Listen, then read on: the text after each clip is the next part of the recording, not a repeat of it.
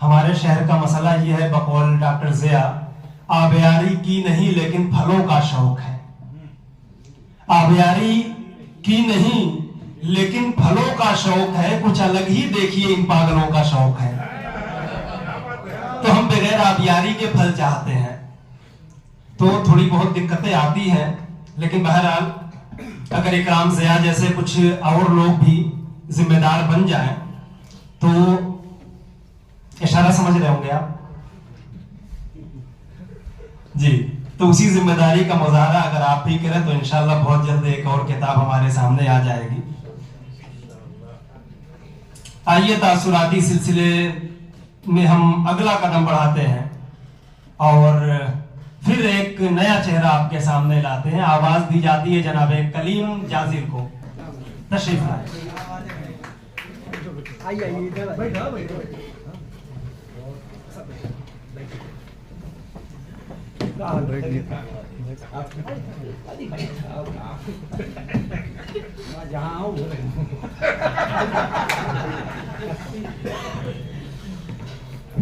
जी आगे बढ़ाइए, बढ़ रहे हैं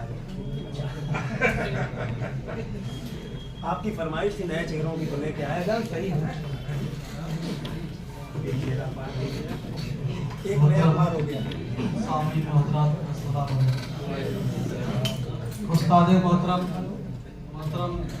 डॉक्टर रफीक अफाक साहब की मौजूदगी में कुछ कहने का मौका मिला। देखेंगे कि गज़लों की रूह पूछती फिरती है अब यहाँ, गज़लों की रूह पूछती फिरती है अब यहाँ, आखिर ज़िया के जैसे सुखनवर कहाँ गए।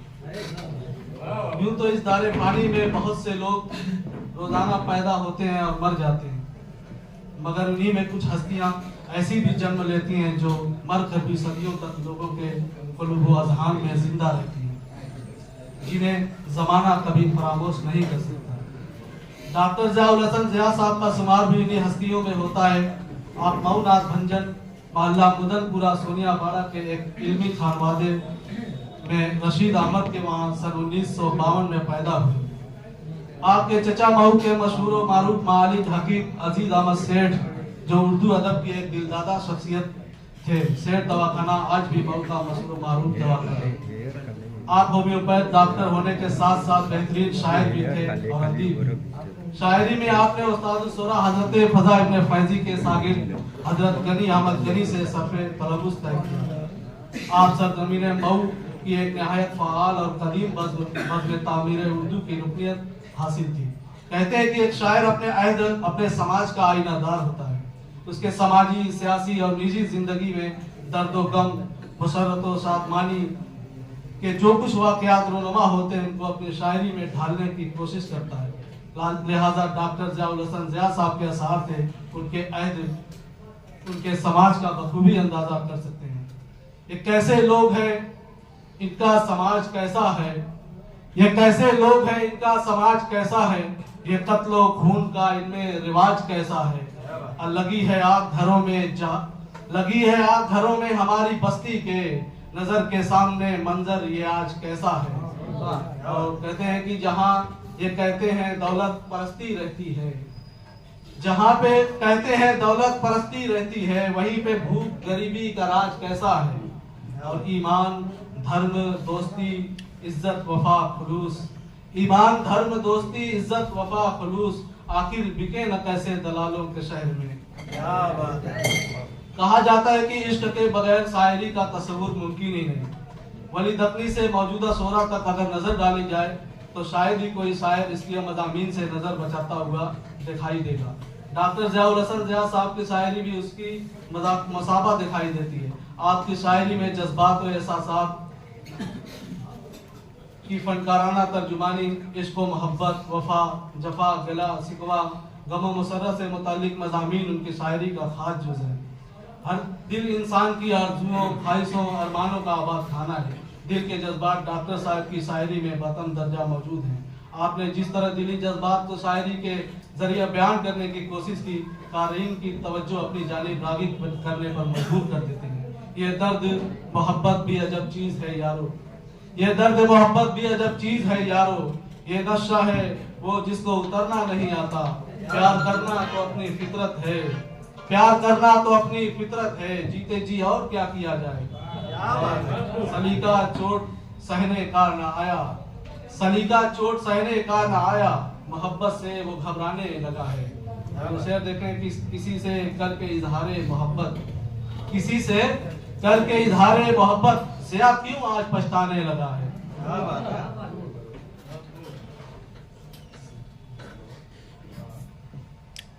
दर हकीकत डॉक्टर ज़ियाउल हसन ज़िया साहब की शायरी का कैनवस बहुत सारे मज़ामीन का अहता किए हुए हैं। आप जहां इसको मोहब्बत के मज़ामीन अपनी शायरी के अंदर बयान करते नजर आते हैं, वहीं आपके अंदर हुब्बुल वतनी का जज्बा भी दिखाई देता है। हमारे असलाफ ने अपने खूने जिगर से इस गुलशन को संवारा है, अपनी जान की कुर्बानियां देकर वतन को दुश्मनों से आज़ादी दिलाई। इस गुलशन हिंद का जर्रा जर्रा हमारी कुर्बानी का चश्मदीद गवाह है। फिर भी हमें अपने वतन अजीज में गद्दार का लक़ब दिया जाता है। इस गर्व आमेज बात का जवाब डॉक्टर ज़ियाउल हसन साहब कितने सहल और खूबसूरत अंदाज में देते हैं। कहते हैं कि सारा चमन है अपने लहू से रंगा हुआ, सारा चमन है अपने लहू से रंगा हुआ, कहते हो फिर भी हक न चमन का अदा हुआ।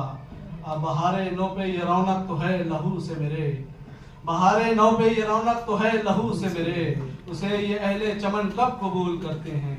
और चमन को जिसने संवारा नजर नहीं आता, चमन को जिसने संवारा नजर नहीं आता, लहू किसी को हमारा नजर नहीं आता। खून मांगा है फिर ज़िया उसने, खून मांगा है फिर ज़िया उसने, हक चमन का अदा किया जाए।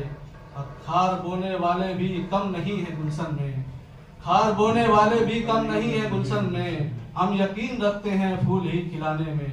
लिहाजा डॉक्टर ज़िया साहब के मजमूए कलाम दुनिया फिक्र एहसास के लिए आपके फर्जंद इकराम ज़िया को मुबारकबाद पेश करता हूँ और दुआ करता हूँ कि ये मजमूए कलाम बाज़ौक़ सामईन के लिए सामाने तस्कीन साबित हो। अस्सलाम वालेकुम।